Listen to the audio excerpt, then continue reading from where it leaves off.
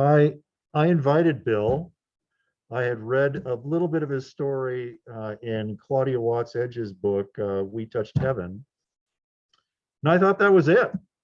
But Bill isn't a one-trick pony. He's got a million stories, and he's going to have to really, limit himself in order to get a few of those stories in tonight. So anyhow, I can't I can't list all of his accomplishments because it would take too long. He's been there, done that on a lot of things, made films, helped heal people, made predictions that came true. As but we're not into that. But he's done so many things that I just can't. Been shot at and not had any holes in him. I mean, he'll tell the stories, so I'll let him do that. But with that, I'm going to let Bill take over and tell you a little bit more about what he would like to tell you out of his millions of stories. Well, first off, I'd like to start the evening to thank Greg and whoever was together to invite me. I would love to be there with you, but I was just talking before this thing started that I met my wife in 1960. We were both 14 years old, and we're both well over 75. And I don't want to go someplace and bring back the virus and infect my wife. She's my best friend. So as a courtesy to her, I've canceled all in-person talks and everything else, and I'm on to Zoom. And I hope that what I do on Zoom will inspire you in some way or entertain you in some way, but certainly move you in some emotional way. And to start off with, there was a couple of things I just wanted to say. First off, the president of your organization there locally, Bill English, I've heard that he's ill and sick, so I hope to get an update on that sometime, but I send him my prayers and I hope that we all keep him in our hearts. And you got a guest there that Claudia Edge has apparently moved to Utah. And I was a big supporter of her book. I don't know if you could see that on the screen, but We Touched Heaven. I wrote the forward for it. I enthusiastically endorsed this book. It has one of my stories in here, which I might be coached into talking about tonight. And I'm honored to be speaking to this group. I was going to come there years ago. I think IANDS was going to do a conference there. And well, COVID came. And speaking of COVID, I started my morning off with a little miracle. My niece and nephew were both in the hospital in ICU with COVID in Sacramento. And my nephew went home, but his wife, my niece, they told the family that she had 3 days to live at the most and come say goodbye. And they did that a week and a half, almost 2 weeks ago. And they forgot about her. I don't know if you know what's happening with medical care right now, but if you're not fully, able to survive, they don't give you a lot of attention. So a new doctor came, a woman doctor, and saw her laying in the bed there and decided to spend some time with her and some energy. They drained 3 liters of fluid from her lungs, did a tracheotomy, and she had a 50-50 chance a couple of days ago because she was still in a coma. She came out of the coma this morning, and she talked to her family on Facebook or on FaceTime on the phone. And so that was a beautiful thing. She went from 0 chance to now she's out of a coma. So for those people that have been going to my timeline and reading about it, thank you for your prayers and intervention. I really am a believer in prayers, and I'm a believer in the power of positive thinking, positive prayers, and positive actions. So this is a near-death group, so let's start off and get right to the heart of matters. I had 3 near-death experiences. My earliest one was when I was 8 years old.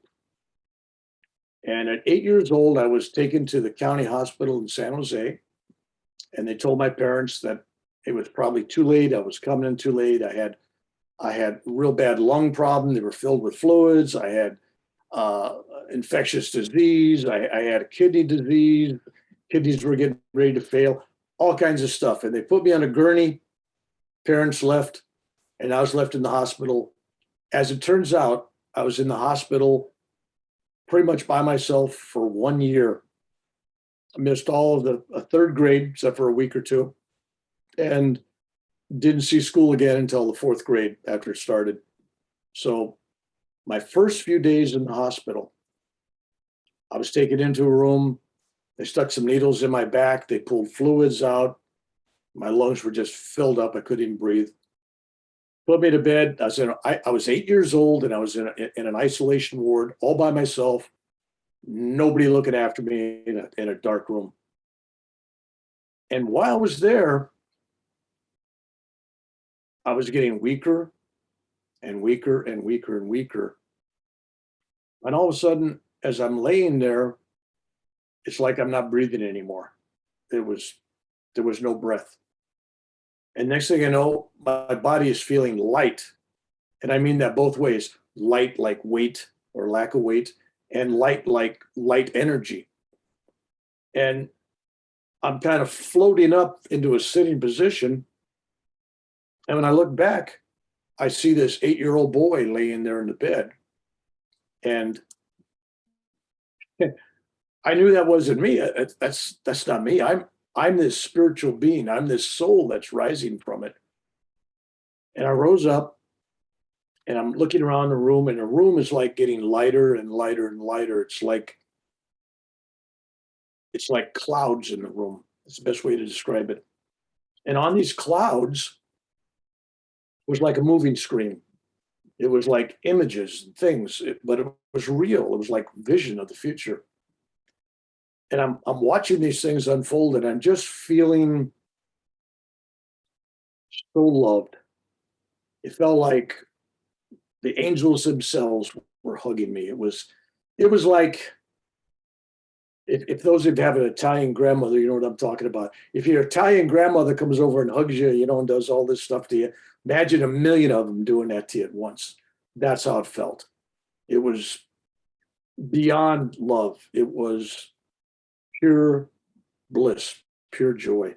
And hang on a second. Whoever's controlling this thing, if you see people coming into the waiting room, I'll be clicking them in, but if somebody could do that, I'll not be distracted.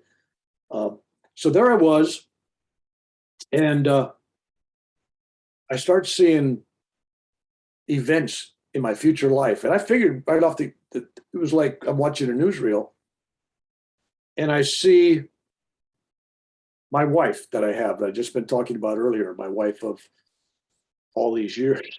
And she's in high school, and I recognize her face. I go, well, I'm only 8 years old, but I recognize this woman. I'm going to meet this girl later on. I go, that's the one I'm going to marry. And I knew that.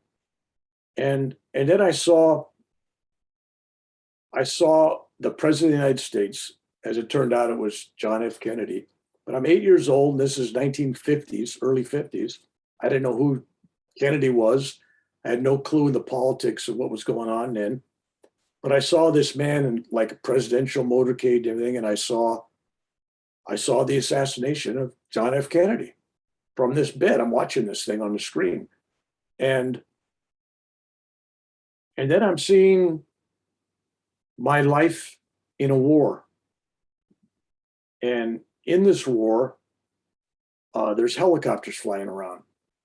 And I didn't know they were Huey helicopters or anything. I didn't know what the country was, but it was Asian. I knew it was in Asia. And I saw the vision of what was going on the battlefields from this seat that I'm sitting inside the helicopter behind a machine gun. And I'm watching all these things unfold, these events. And one of those events, which is actually in Claudia's book, We Touched Heaven. And I talk about where I committed mutiny, actually disobeyed a direct order. And I say it because I knew this, what I didn't really mention in that story was I've seen this thing unfold already. I knew that what I was being asked to do wasn't correct. It wasn't what they thought it was. So let me kind of give you that story, and then we'll get back to the near-death experience, because I think that's a good place to fit it in. In my vision when I was 8 years old, I saw myself sitting behind this machine gun, and I saw people on the ground, and I'm being asked to shoot at them with my machine gun. And when the actual event happened in Vietnam, 1967,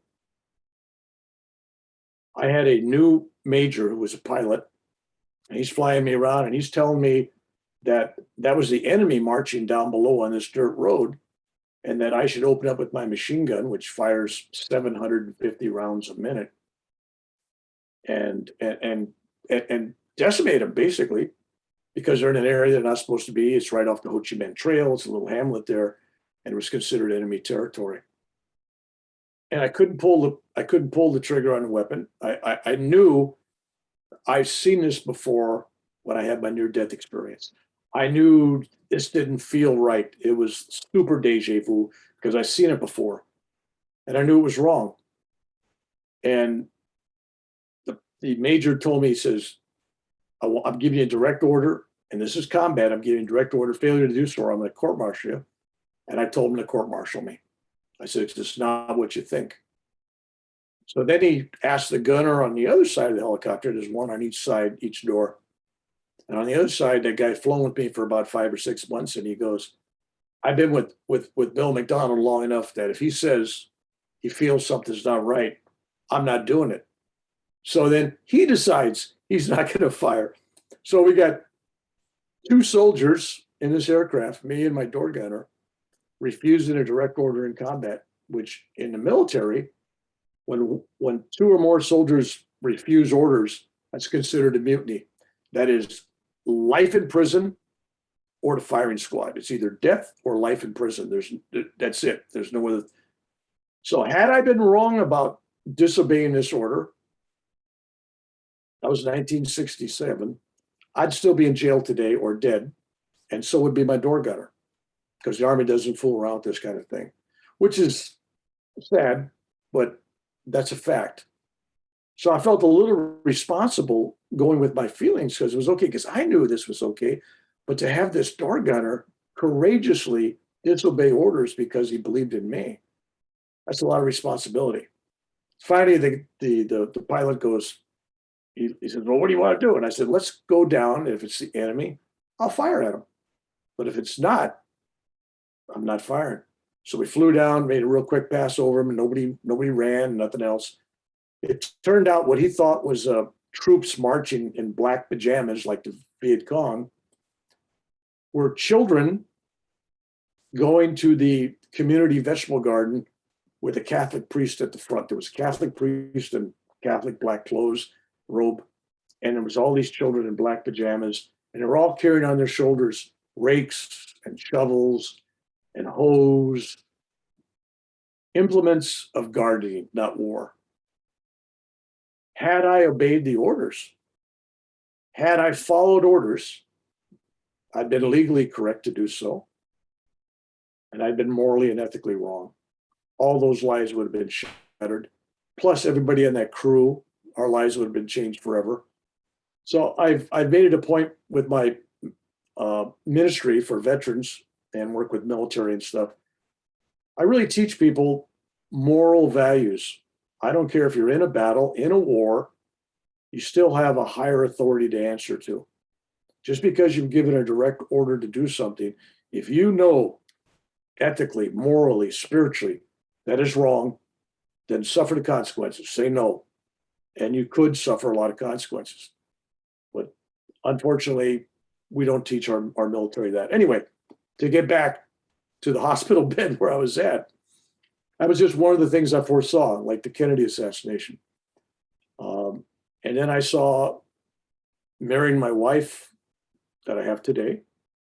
And I saw my children, I saw grandchildren, I saw everything unfolding for 50 years.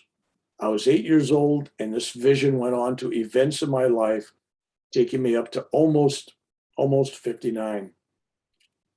And at the time, I thought it was kind of funny because why these events were going on, and I'll touch on some of them later. But as these things were going on, there was a set of numbers. It looked like 29, and it was floating around in this vision. And then it would flip over, and the 29 it turned the 2 over and it looked like 59. So it was like 29, 59. So I didn't know at the time. I thought, well, maybe I'm going to die at 29. Maybe I'm going to die at 59. I didn't know. And when I finished having these visions and I came back, my whole life, to say, changed. I was already kind of on a path of meditation and prayer. I was really into that lifestyle of seeking, but it just firmed where I wanted to go with my life and what I wanted to do. And when I was in high school, I went to the school principal and I went to several people a couple weeks before the Kennedy assassination in November of 1963. And I'm telling the principal and everybody, hey, the president's going to get shot and killed in Dallas, Texas next week, the week after, whatever it was. And everybody just goes, yeah, okay, fine. Now, if you'd say something like that today in modern Facebook and you post stuff like that, I would have had Homeland Security at my house asking me how did I know that was going to happen, right? But back then it was just like, yeah. And then when they made the announcement on the speakers in the classroom on that morning of November 22nd, 1963, that the president had been shot and killed, it kind of came back. And a lot of people got very quiet around me. It's like, well, how'd you know that was going to happen? Now, what's interesting about the Kennedy assassination was I've seen the official reports on it. I've seen the Warren Commission reports on it. I've seen the news on it. But when I saw it as an 8-year-old, and when I saw it for multiple visions leading up to the actual date of the assassinations, several mornings in a row, there was more than one shooter. So maybe I got that part of it wrong. But in my visions, Oswald wasn't the only guy. So that was the kind of events that were happening. And I went into the Army in 1965, and I ended up in Vietnam. And I had really some most amazingly strange, mystical, no way to label them as anything but supernatural experiences. One of those was I was flying on what they call a command and control ship. It's a Huey helicopter, which I was a door gunner on and I was a crew chief on. And we were supporting some South Vietnamese ARVN troops. Okay, these were Army of the Republic of Vietnam Rangers. And they were engaged in a battle against North Vietnamese regulars that came down the Ho Chi Minh Trail into the Hobo Woods, Iron Triangle area, someplace in there. And they just shot up 9 helicopters in this area, and they all went back, and the gunships went back. And we were the last ship left, and we were way up in the sky watching the battle because we had the commanders for the ground troops up there, and they needed to get down. So we had orders to drop these guys down into a landing zone in LZ, where they were engaged in combat. It was really close combat. And I had orders, do not fire your weapon. So I'm getting shot at, and I got orders, don't fire your weapons because we don't know where the good guys are at. We don't know where all the bad guys are at. So I'm sitting there with my machine gun, and I got orders not to fire. Consequently, when we're coming down and starting to land, we're the only target in the sky. Everybody, 500 people opened up on us. It was like, boom. And my helicopter was just riddled with holes and stuff. We bounced down onto the ground. Everybody gets off. One of the ground commanders for the South Vietnamese Army, turns out he was a double agent. He was like an officer in the South Vietnamese Army, but he was actually a sympathizer or actually one of the VC. So he gets off the helicopters and he sees the guy run out in front of him. So nobody's watching him except for me. I turn around and he's aiming an automatic weapon, an AK-47, I think it was. And he has a clip of about 18 rounds in there. And he opens up. And this clip of ammo, 18 rounds, goes right into my body. Now, prior to that day, about 2 days before, somebody in the company said, "Hey, McDonald, we got these chest protectors. They're made out of really heavy. Nobody wants to wear them because they're hot, they're sweaty, they're but you want to try it out?" And I said, "Yeah."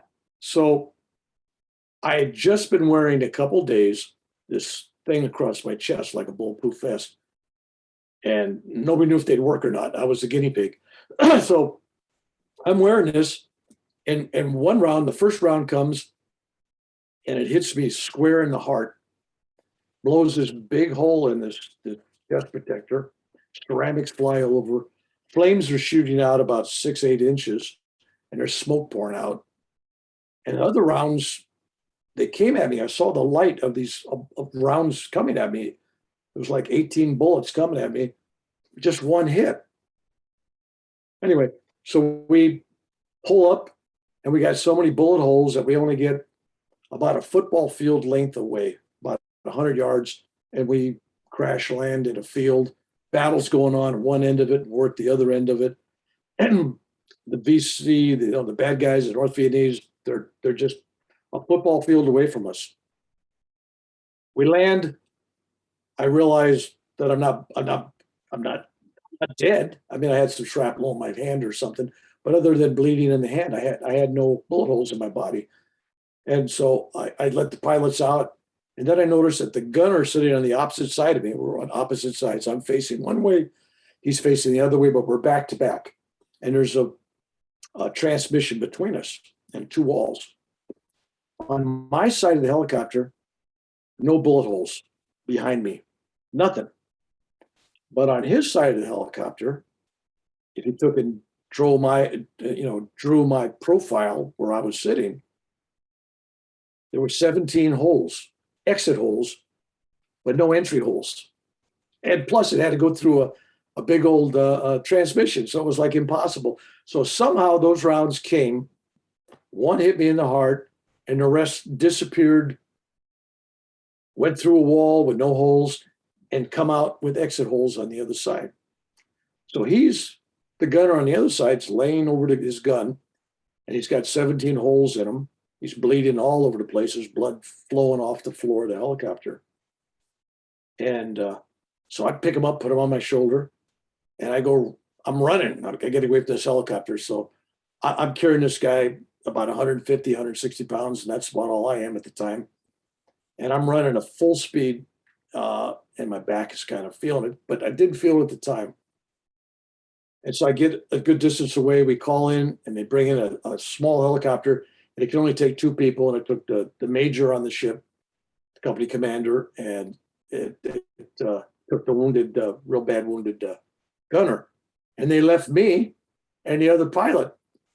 And they go, "We got him a room," and they left. And it was like 8 hours later or so before anybody come back for us. So I went back to the helicopter, and I took a machine gun off the mount. I put 2,000 rounds, onto it. It was all straight tracers. And I actually decided to attack the North Vietnamese. And so anyway, make a long story short, I was eventually rescued. I didn't get killed, spoiler alert. And I was put in for a Silver Star that day, and I got a Distinguished Flying Cross and a Purple Heart. And we get back, and they go back and recover the vehicle, the helicopter, and they bring it back to base camp, and everybody's out there looking at it. And they got the Army investigated, and I mean, they actually sent out investigators because they couldn't figure out how 17 rounds could exit from one side with no entry holes on the other side. So that's one of these things that I was even contacted by the CIA about 6-7 years ago, wanting to figure out how I did that. That's another whole story for another day. But so I was having things like this happen to me in Vietnam. I knew who was going to get killed. I knew who was going to get wounded. I know what airplanes or what helicopters were going to crash. And regardless of what I said to people, I really couldn't seem to change the destiny of these people. It's like I finished flying one day. I landed my helicopter was going to go in for maintenance. I was going to get a day off. And the company the sergeant major, whatever he was, he came to me and he says, "Hey, Mac," he goes, "we're short on people tomorrow. Do you want to crew a ship tomorrow? You deserve a day off, but I got nobody. Can you go?" I said, "Okay." So I go over this aircraft, this helicopter, and as soon as I touch what they call the skin of the helicopter, the sheet metal, the metal that's on the side of the helicopter, the body of it, I had this instantaneous vision, and my hands were like they were burnt. It was like heat. And I saw just in a matter of moments, this thing twisting in the air, crashing in the jungle, and all these bodies falling out of the helicopter on fire, exploding, burning, and everybody dying. And I saw that in hundredths of a second. Just I knew it. That's what's going to happen. So I knew something was wrong, and intuitively I realized there's something wrong with the rotor head. The rotor blades come off of. There was something wrong with it. It was going to freeze up and it was going to be a malfunction. So I took the maintenance book for it and I wrote a big red X in it, which means something's wrong with it. It needs to be fixed and it needs an inspection. And they told me, and I put on there something wrong with it, which is not very technical. So they send out a tech guy and he looks at it and he goes, "I don't see anything wrong." He says, "No, the rotor head." And I insisted. 3 people checked it out and they all said nothing's wrong with it and they wanted me to sign it off, and I refused to sign it off. I said, "No, this thing's going to crash. It's going to burn. It's going to kill everybody on it tomorrow if this goes out." And and so I went to see the company commander, and I told him, I said, "You can't let that aircraft out tomorrow. It's going to crash and burn," which they thought I was crazy, nuts, delusional. And I was given another order and said that I'm going to be brought up on charges. Because I got an order, I'm supposed to fly that, and if I don't fly it, I'm in trouble. I said, "Well, what? Send me out on any other mission you want, and I'll still face the penalty if you want to do that. But I ain't going out on that, and nobody else should." So I went back to the flight platoon, and we had this, what they call hooch, in this building, and we got, I don't know, 10, 15, 20 bunks in there, double bunks. And the crew sleeps in there. And they had a new guy come in, Aldra Durrell. And he transferred from Saigon, where he had a job where he was, when I say computer, this is 1967. So it was IBM cards and a machine, right? So they spit things out. But he had an air conditioned building and he lived in a hotel. But he volunteered. He wanted to be a door gunner, which is, if you do any research, you find out door gunners probably had the shortest life expectancy in the war. I mean, they were getting killed all the time. So when I shook his hands, they introduced him to me. I started crying.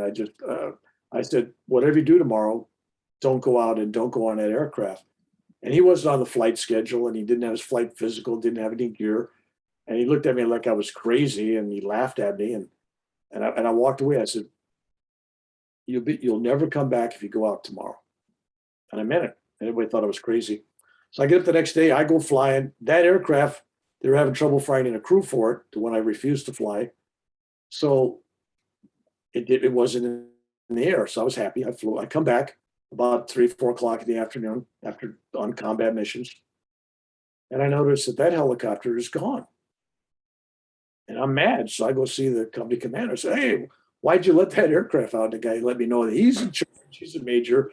I'm just an E5. I'm a enlisted man. Don't tell him what to do. And I said, "Where's it at?" He says, "Well, it's late." I said, "What do you mean late?" "Well, it's about 4 hours late." Well, it only carries enough fuel for about 2 hours and something. So it's not just sitting in airspace someplace. It's falling out of the sky. So, so then a bunch of pilots decided that they were going to go search for it. They had no idea where it was. Nobody knew where it was at. So they jokingly around said, "Well, you know McDonald." These guys says, Let's see how good he is. Let's see if he knows where it's at." So they called me over to the aircraft and they go, "You want to come with us?" I go, "Yeah."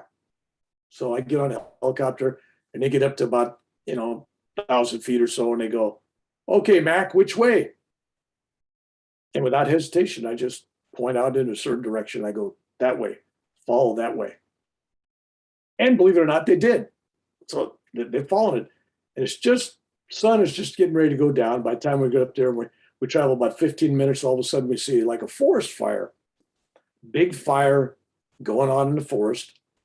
And we pull up to it and we circle around, and there below us is that helicopter, totally twisted, crashed in the trees, and blades wrapped around it. And there's 8 bodies, including that young man that I told not to go out.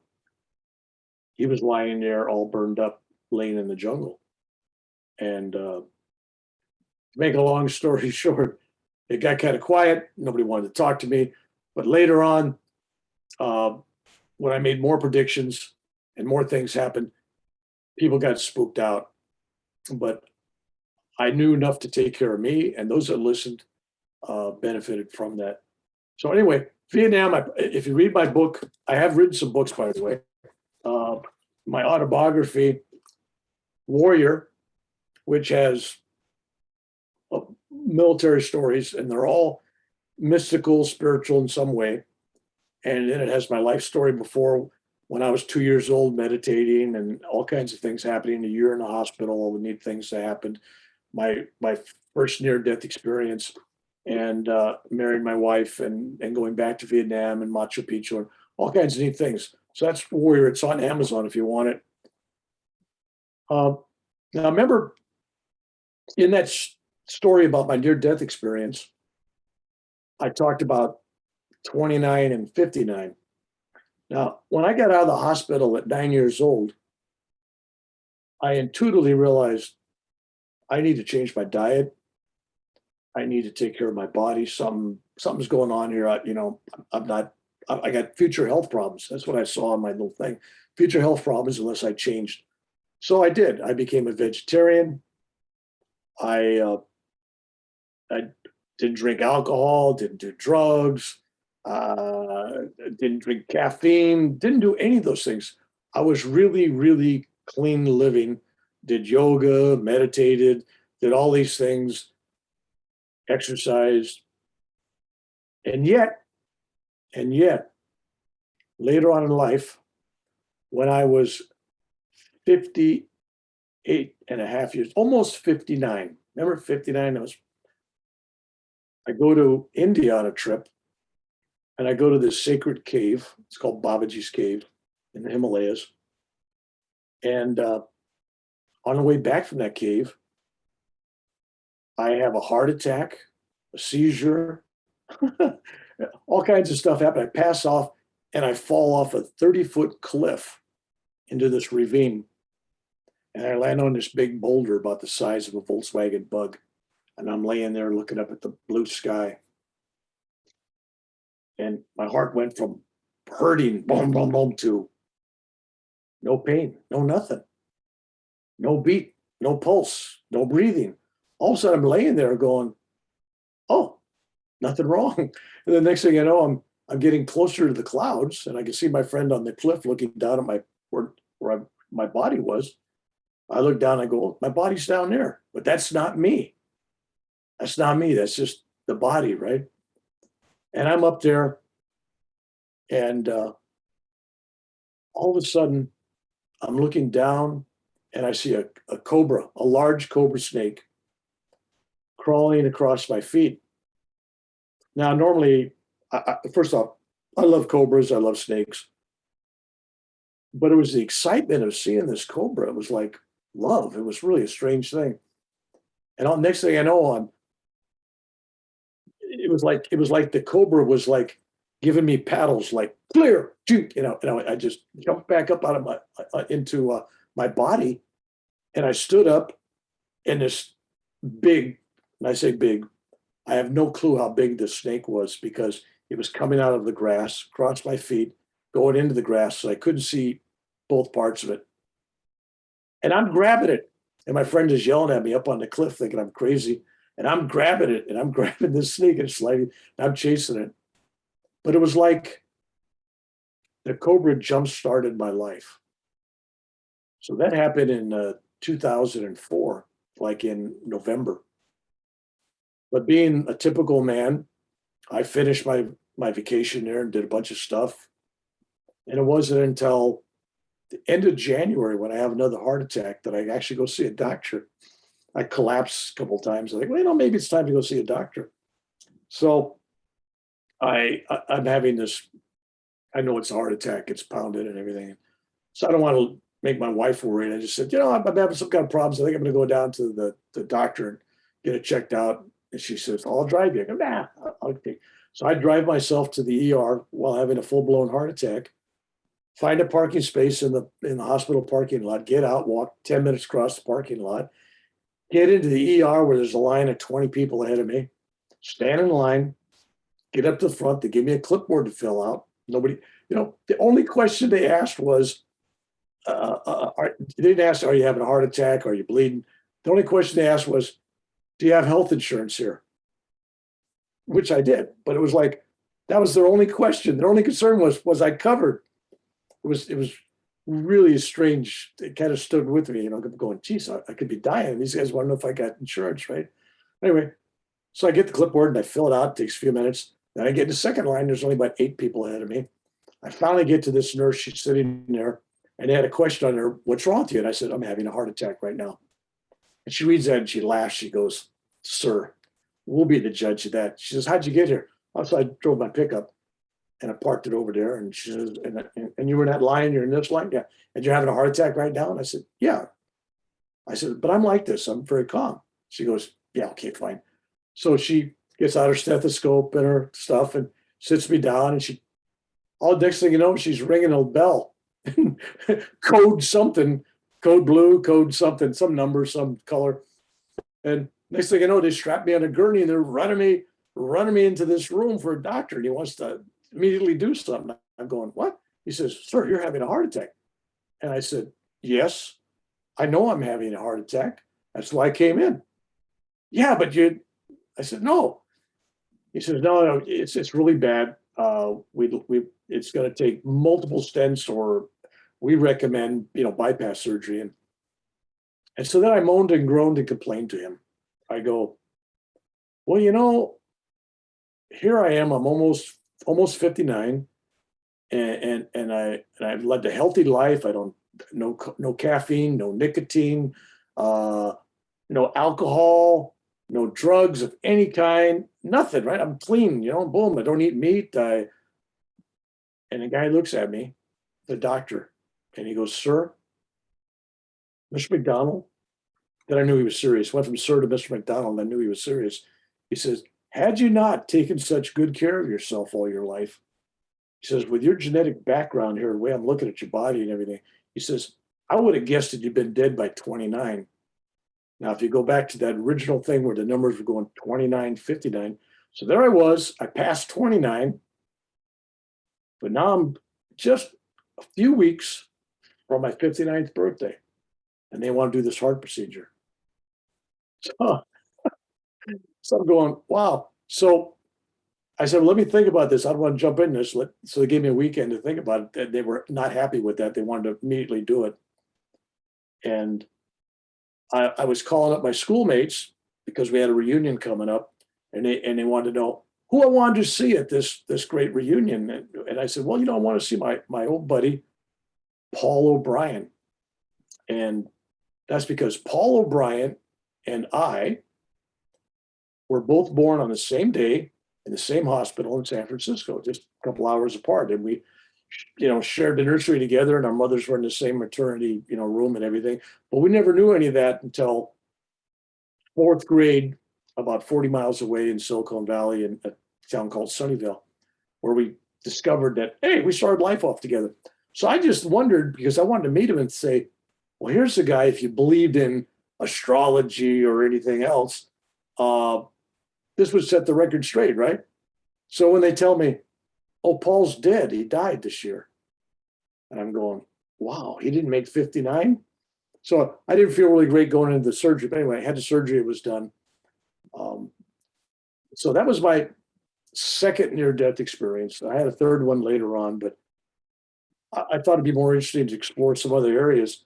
I generally like to talk what I call chicken soup of the soul kind of things, because, near-death experiences, it's like, okay, those happen. You got to be practically dead. These other spectacular things happen, great. But for the real spiritual journey, real neat things happen.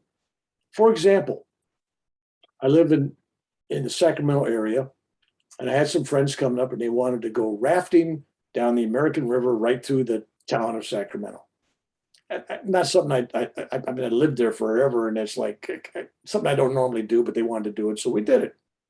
And I'm on this raft, and we pull off on a beach to take a break, and we pull the raft off, and I look about 50 yards down the beach, and I see a big commotion. It looks like they're pulling somebody out of the water. And being a former lifeguard, I started to run, and I get all the way down the beach, and I see all these young teenagers standing around doing absolutely nothing, just looking down at the sand of the beach. I'm going, so anyway, they dragged this kid up, he's a 17-year-old boy, and they got him laying on the beach, and he's white, ashen white, no pulse, no breath, no heartbeat. He was underwater about 9 minutes. He's dead. They go, other people, he's dead. So I'm mad at these people. I'm going, no, so I get there, I push everybody aside. I prop up his neck, I clear his mouth, I open his head back, I do all these things, and I start mouth-to-mouth resuscitation. And this is the old-fashioned way, mouth-to-mouth. And it goes on and on. I don't give up. I'm going on and on. All these teenagers just standing there looking down at the ground. And I'm just thinking to myself, why didn't they do anything? Why didn't they do anything? So finally, if you've ever given mouth to mouth, when somebody comes, when they finally come around, they upheave everything into my beard, into my mouth, everything and all. It's like clean myself off. He stands up and he's alive. It's like, wow. And I'm looking at this 16, 17, had to be 16, couldn't have been 17. She was real young looking. And I look at her and I go, what's wrong with you people? Your friend is laying there dead. Nobody's doing nothing. And she stopped me, says, oh no, mister, we weren't doing nothing. I said, you're just sitting there looking down at the ground. She says, we were all praying. I said, what? She says, we were praying that Jesus would send somebody that knew what to do to save our friend. And then she looks me in the eye and says, and you came. And I didn't know what to say. It was like, so I was speechless. But it was like, it hit me that she was absolutely true. It was actually a truthful statement. They weren't doing nothing. They were doing what they believed. It was a total. I looked at the parking lot when I left, and there was a bus from San Jose. It was a First Baptist Church in San Jose or something like that. And it was a church group came. And so when their friend drowned, they just prayed. Nobody knew first thing about first aid, life-saving, nothing. And that was the first time I'd been down that rafting area, the first time I was on that beach, something I'd never do, hadn't done since. And so was that all coincidence? Was that all a sequence of events that just happened? I don't think so. I really think in the divine scope of the universe, we're all kind of part of the divine plan, whatever it is. And if we're open to it and we're receptive and we make ourselves available to be used, things like that happen. For example, if I have time, I don't know how much time I have here, but I will continue. Because I do want to answer questions here. I kept having this feeling every morning I'd wake up, and there's a passage from the Bible that talks about beware of strangers because there goes an angel in disguise, something like that. There's a famous little quote that comes out of that. And I went into a bookstore and I picked up a book, and I just happened to randomly open the page, and that was that quote staring at me for some chapter. And then I go to a dentist's office and I pick up the Guidepost magazine, and I'm looking at it, And that's the quote that they got, same exact quote. And I'm going, that's twice. And then I got it a third time from another source. And I'm going, well, I've had that 3 times this week. So I knew there was somebody waiting for me to help, somebody waiting for me to be there for them. And so I was alerted, intuitively I was alerted. So I'm going to work on a Friday, and I'm a management person.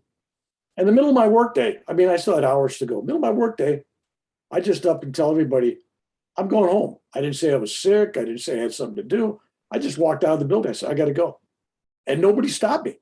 Just, I got in my pickup truck and I'm driving from Sacramento, and I go by the Kaiser Hospital on Highway 99 in South Sacramento. And right in the frontage road going onto the road, there's what it turns out to be a 17-year-old young man.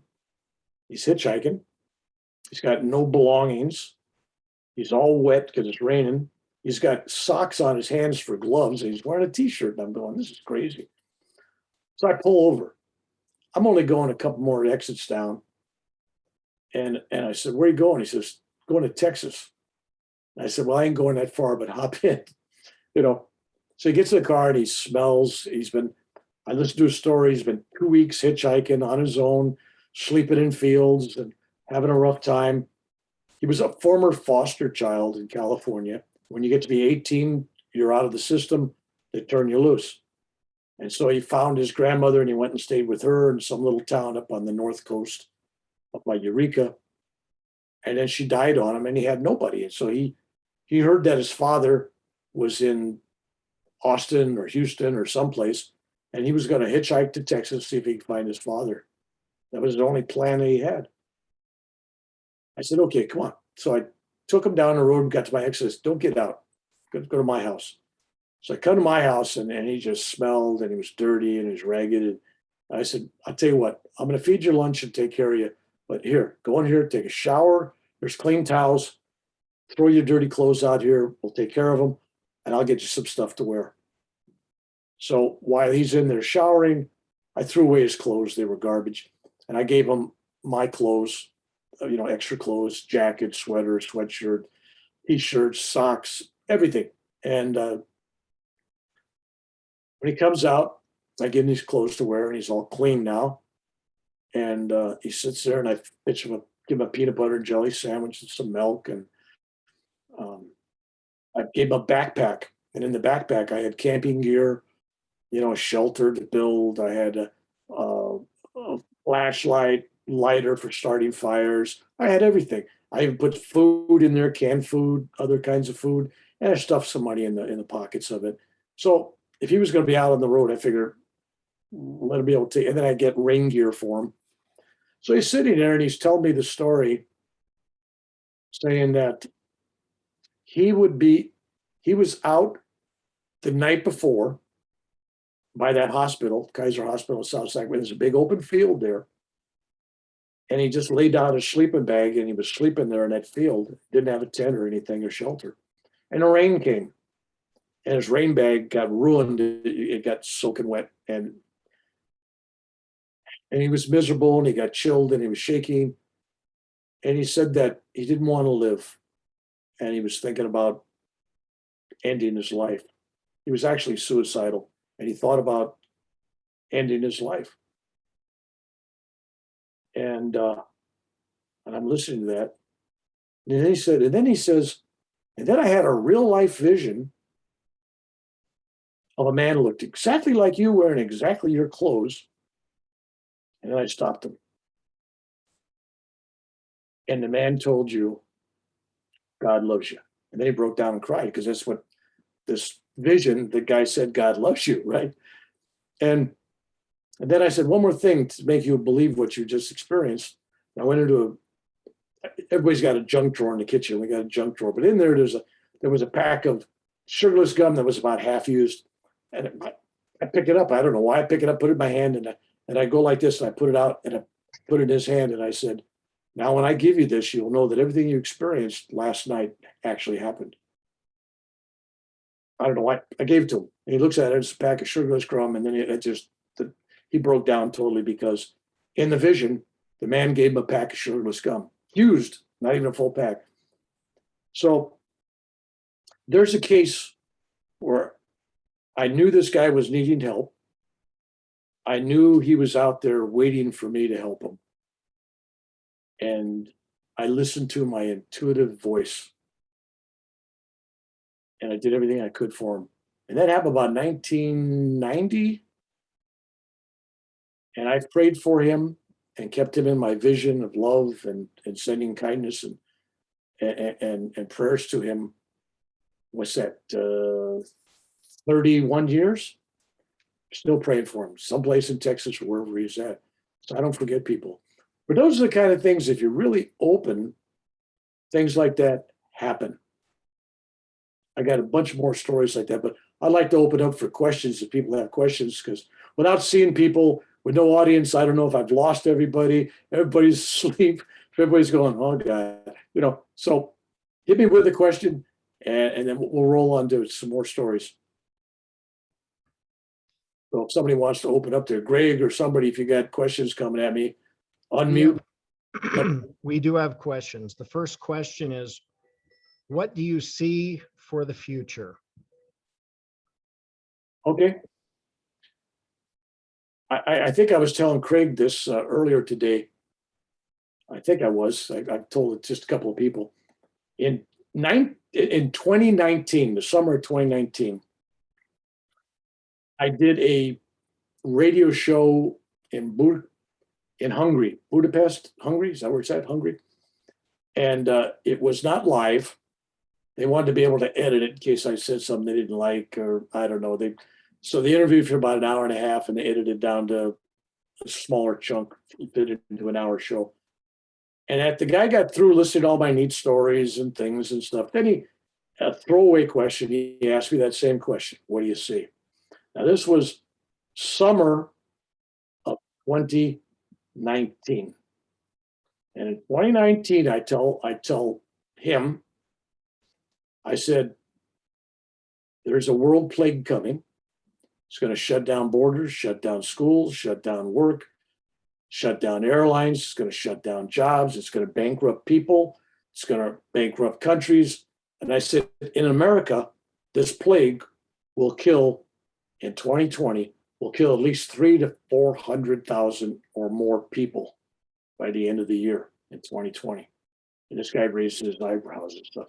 Yeah, a plague, right? I didn't know what kind of plague it was, right? All I knew there was going to be disease. And then I said, it ain't going away. I said, it'll be there 2021. It'll be there 2022. I said, but we'll learn so much from this that when the great plague comes, the one that's really much worse, we will have the tools at our disposal and the knowledge developed from all we're going through now during that period. So this guy's rolling his eyes like, what the hell? And I said, then in California, I went on, and I saw the recording, the little red light went off on the screen. It wasn't recording anymore. And I said, in California, I call it the California apocalypse. Financial, could be a real bummer for the San Francisco Bay Area and LA. Homelessness in California is going to go crazy the next few years. I said, cost of living is going to go crazy. People can't afford to rent. And I said, drought continues, and the firestorms will be worse every year for several years. They'll be worse. They'll be setting records. California is going to burn up millions and millions of acres. And this guy's just rolling his eyes. And I said, it's not an earthquake. We'll get earthquakes, but not a big earthquake's going to kill California. It's the drought, not having water and having all these fires. And then eventually that'll bring, when rain does come, there'll be mudslides and there'll be all kinds of other stuff. And it's the homelessness. California is going to have an exit. There are going to be people leaving California for Idaho and Arizona and Texas and other spots. They're leaving.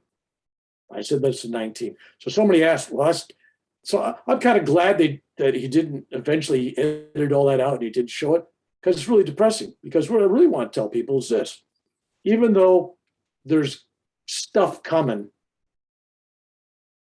and I think some groups of people I know, some friends of mine, I mean, they got 7 years worth of food in their house. They're ready. I'm not going to throw rocks at them because I'm looking at it saying that's a good idea.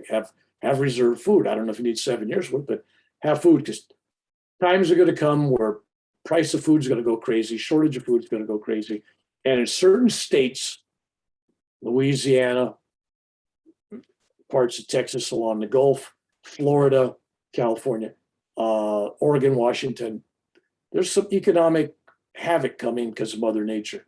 So you need a supply of food and everything else. But I'm really not a doomsdayer, even though I say this next 3 decades are going to be terrible for natural disasters, hurricanes, tornadoes, floods, earthquakes in California eventually, everything. We'll have it all, and the fires will continue. But I believe in the positive. We will survive it all. People will move to different places. We will survive. And people will get tougher. And I also believe that when hard times come, people reach down into the spiritual. And they start looking at why we're here. What's their purpose? What's my relationship with the Lord? And if that is the result, that's a good thing. So that's a good thing. So it turns people to examine those things instead of just keep enjoying times are good. Then let's just keep the party going. So yeah, but I also see, I see people eventually, not right away, eventually, we're all going to get tired of fighting each other. And we're going to start reaching out and say, this is crazy because nobody's getting anywhere. If this side's fighting this side, we're all tribal, this party against that party, against this state, against this religion. If it'll reach a point where people will become a little bit more tolerant of each other out of necessity. And people are going to get tired of fighting. And so I see that as the upside. I see spirituality growing. And I see great growth in not necessarily religions, although some religions are going to grow really great. But I see people supporting their religions, both financially and with their work and with their efforts and with their love. So if people turn to that, I am happy. So hope that answered your question, but I don't want to be a doomsdayer because I also see beautiful things. I mean, I see us coming up with some cures for these viruses and stuff. The fact that we did so much on this current virus, it's only going to help us for the next one when the bad one comes. We'll be ready for it. We've learned a lot of lessons, so that's good. Next question. Next question. Hope that answered the question. Is there anything that you would recommend that people do to have visions of their own? Okay, I'm gonna get onto my favorite subject. Everybody looks at, when they meditate or they pray, they look at God as Santa Claus. They're always going to God for what they want. They don't go to God and say, God, give me what I need. What they need maybe is a slap in the head and they wake up, But no, they tell God what they want. Oh, don't let my 96-year-old grandmother die. Like God doesn't know it's her time. Or I need transportation to work. So God give me a new Mercedes Benz instead of just, I need transportation to work and maybe my neighbor gives me a ride. I mean, what you need and what you want are two different things. So let's get down to people seeking out what I call mystical experiences. And I've had, if you read my books, you name it, it's happened. I've been through it. But I've never gone out of my way to have that experience. When I pray or meditate, spend time with God, it's only one thought on my mind. I'm in love with God. I'm spending this time with God. I'm not going to God and ask for anything. My faith is such that I know I will get what I need. God has a list. He knows what I need, right? So I don't have to tell God what I need. So if you're going there if you're praying and meditating and living this great life because you want to be able to astral travel or, read minds or, mystical stuff, Well, that's great, but that's seeking something, and that satisfies the ego. But what has it done to get you closer to God? So what you have to ask yourself is, do you want God, love? Do you want God, or do you want these mystical powers? Seek first the kingdom of God, and everything else comes. You seek God because you love God. And if other things happen, they're gifts. But if you're going for the gifts, you're forgetting about the gift giver. And that probably stepped on a lot of toes. I'm sorry, but I'm really very childlike about this. To me, I love God like a child loves his father or his mother. It's I don't need gifts. And people go, "Oh, well, you had all these experiences. I've read your books. All these things always happen." Never asked for them. They just come. They're gifts. So yeah, there's people you can bring in and talk to this group, and they'll tell you how to do it. I'm telling you, love God first. Seek first the kingdom of God, and everything else will come. Everything else is a detour. I don't want to lecture because I'm a minister, but it's like, no, seek God. That's the goal. Seek God. That's probably not the answer you were looking for. Sorry. That's wonderful. Perfect. Next question. Do you have any more insights from your NDEs about this next big plague that you've mentioned? Yeah. All right. There's another big one coming. I saw I saw 3 decades of garbage going on, and California and Louisiana getting the worst of it, Florida getting some bad stuff. But this next plague, it could come sooner than I think. I'm thinking it's a few years off, but the way things morph.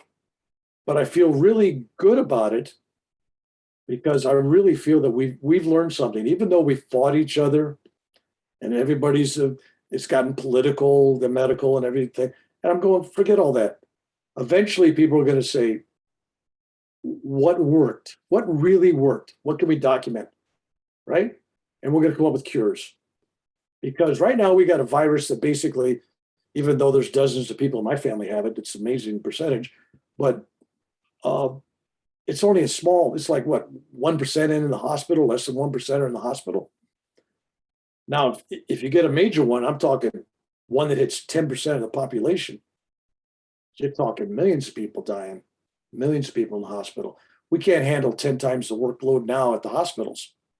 So we will be smarter. We'll be ready for the next one. Realize that this plague was cyclic. The world has had about every 100 and some years, there's another bad plague.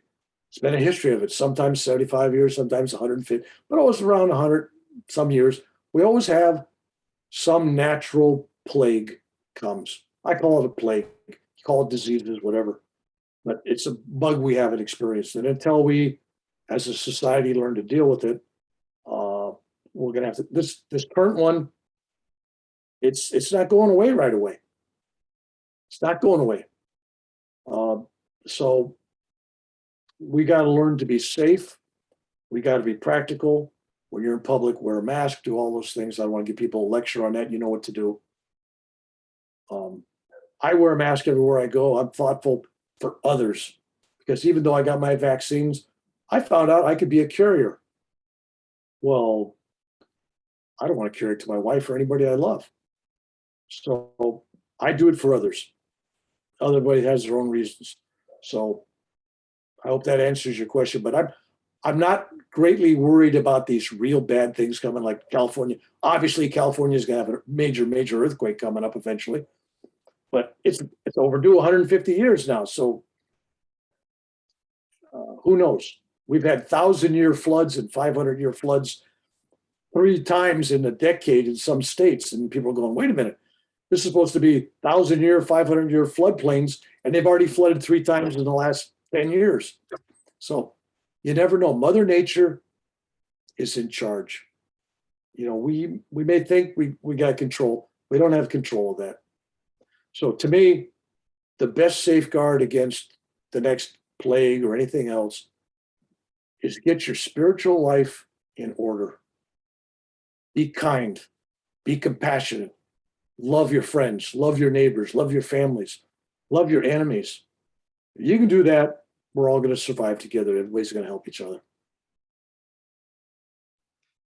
Next question was, someone told me that everybody who gets the vaccination will eventually die, but then I heard from a religious leader that I should get the vaccination, so I did. Did you have anything about this in your visions? I got the vaccines. My wife got the vaccine. My son and daughter, my grandchildren all got it. Now my nieces and nephews. Let me tell you the story. I'll give you an anecdotal piece of information. I got a niece in the hospital right now, been in a coma for a week and a half. She just came out of the coma. She didn't get the vaccine. She didn't believe in it. She didn't believe the virus. She didn't believe any of that stuff. It's all fake. It's all phony. Her and her husband were in ICU for a week together, and she's been in the hospital for almost a month. She was told she was going to die. The family went and said goodbye, and somehow she's surviving. No shots. I got another niece and nephew and their son, all three of them work in a hospital. They got their shots because they believe in them. They got COVID. They felt a little sick for a day and a half. They missed 10 days of work and they're back. End of story. They just like they didn't feel good for a couple of days. All right. My daughter's mother-in-law, she didn't get the vaccine. I'm going to church. I'm going to sing. I'm going to hug everybody. She did. Almost everybody in her congregation, including the preacher, all got COVID. She died 6 days later. And on her deathbed, she said, "It's not COVID. It's not real." She died an hour later. All right. My daughter's husband's brother's parents, or mother-in-law and father-in-law, they're both in the hospital with COVID because they didn't get their shots. So that's anecdotal, but I've known probably 30 people in the hospital didn't get their shots. And I know nobody in the hospital that's had them. Now, that's just anecdotal. I mean, that's just the people I know. So I'm saying science outweighs opinions. Somebody sends you something on the internet. "Oh, I'm a medical assistant." That's a nothing. I've heard it. It's like people give you diet recommendations. People don't eat this, don't do this.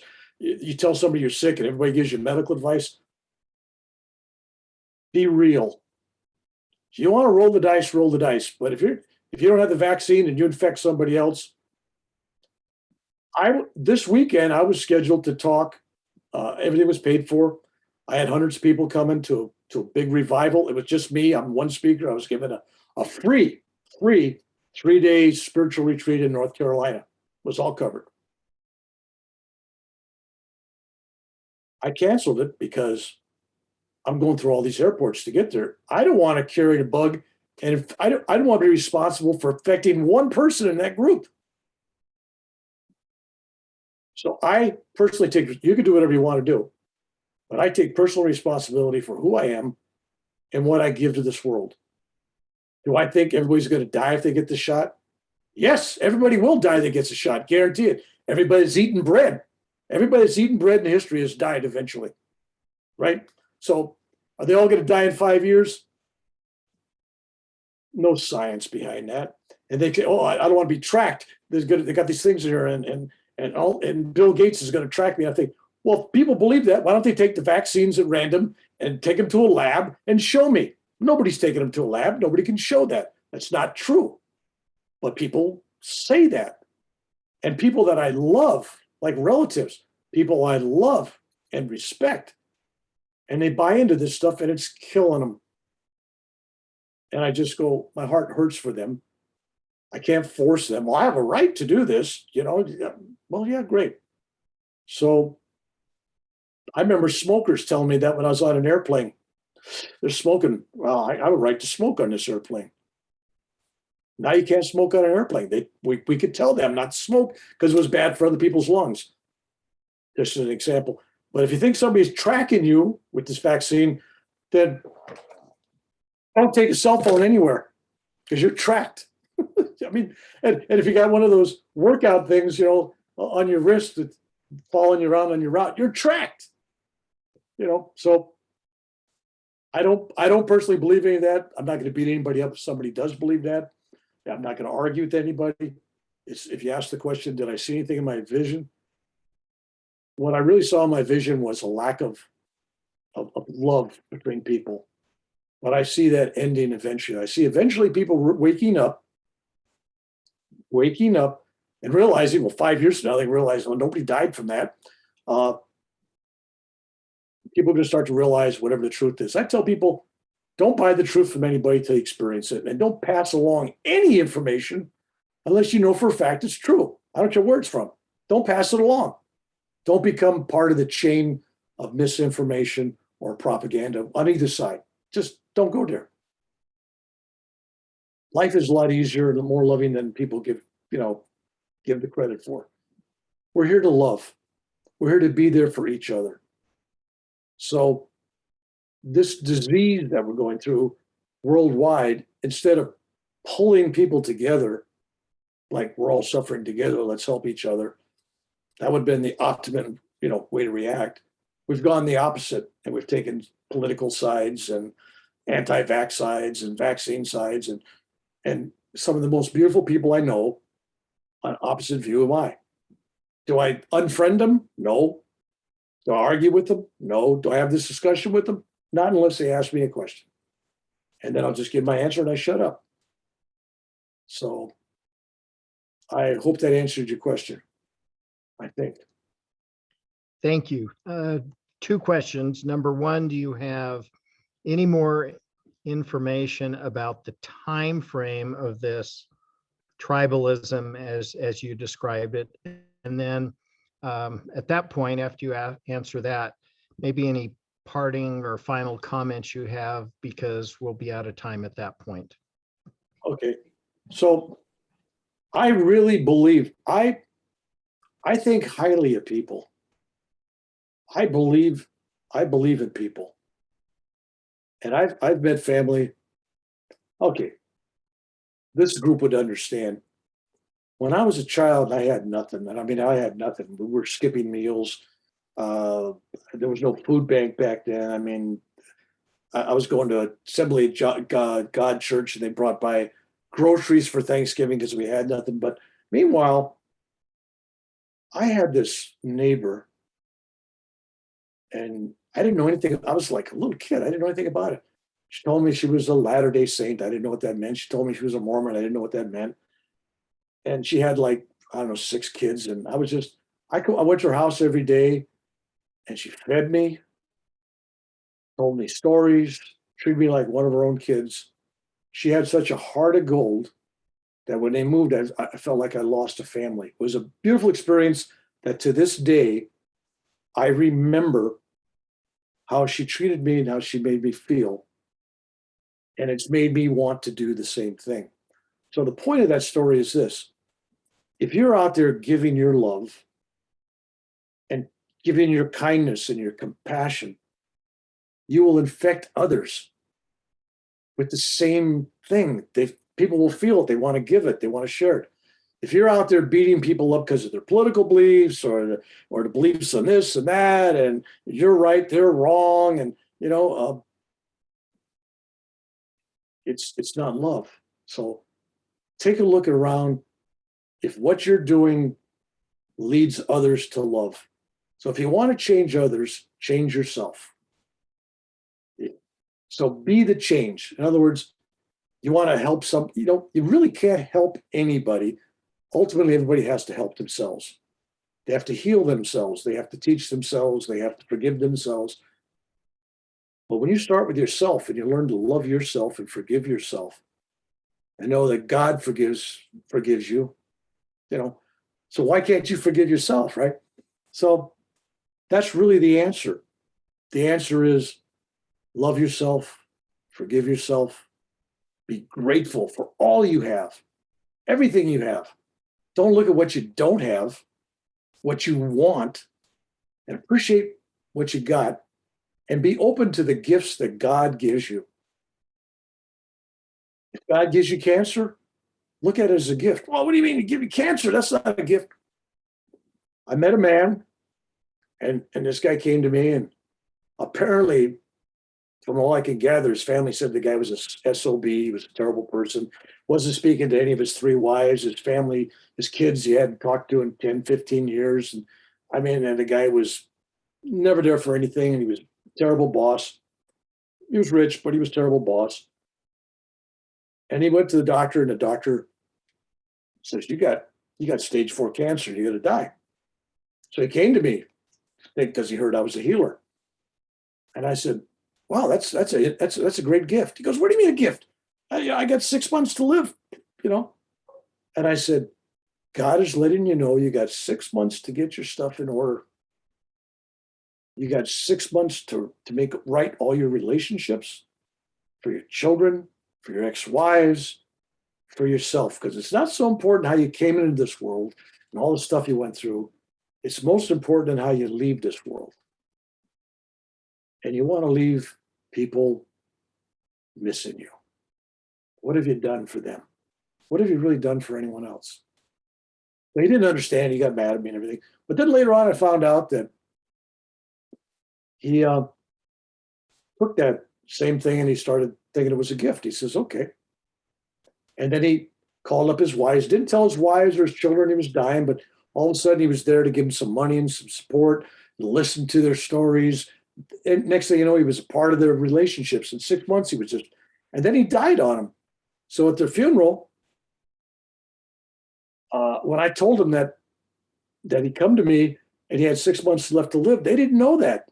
They didn't know because he never told them he had 6 months left to live. He didn't go to them for mercy or ask for forgiveness or feel sorry for them. He went there to love and serve them. And to me, his life became a success at that point. And when he left, his family cried for him. They mourned for him because he became the person that he was capable of being. It's never too late. It's never too late. We're here for one reason, to love and to serve. And that if you're a school teacher or a mother or a father or a police officer, military, politician, it doesn't matter what you do. If you do everything for God, you know, if you see God in everybody, we're all made in his image. If you see God in all, then everything you do is service for God. And then I tell people, don't be a hypocrite. Whatever group you belong to, if you're a Mormon, if you're a Catholic, if you're Jewish, whatever you are, honor your religion. If that's what you are, don't be half in, half out. Follow it. You know, be real. Because I think loyalty and loyalty is huge. So be loyal to something and somebody. So I don't know if that helps anybody out or touches anybody, but there you go. Thank you. Delightful, wonderful words of wisdom. And thank you so much for sharing your experience with us. We've all been blessed by having you speak to us tonight. We thank you for it very, very much. Well, thank you. I like speaking. I speak to as many church groups as I normally do. I really miss not speaking in public. I mean, I spoke 750, 1,000 people. In India, I was speaking to thousands. I mean, it was really, when you get people gathered together looking for spiritual inspiration, and diversity of religions makes no difference. They're all seekers. And if they're all there seeking the same thing, and I'm trying to tell them what you're seeking is love. It's God's love, right? And that is the manna. That's the mother's milk. That's everything. That's the currency of life. It's God's love. Seek it. Hang on to it. Embrace it. Aches and pains and things, they all go away. God is always there. All right. So if you got my email address, if anybody has any questions, they can email me or Facebook me. I got a YouTube channel. I got all kinds of subject matter. And if the people are interested in more mystical stuff, I got all kinds of mystical stuff. I mean, I could talk about that sometime, but I really think people need to focus now. It's more important to focus now on the tools that we need to become more spiritual. Thank you. You're very kind to be with us. And we invite everybody who's been here to join us again next month, fourth Friday, 7 p.m. Thank you, Reverend Bill McDonald. Thank you.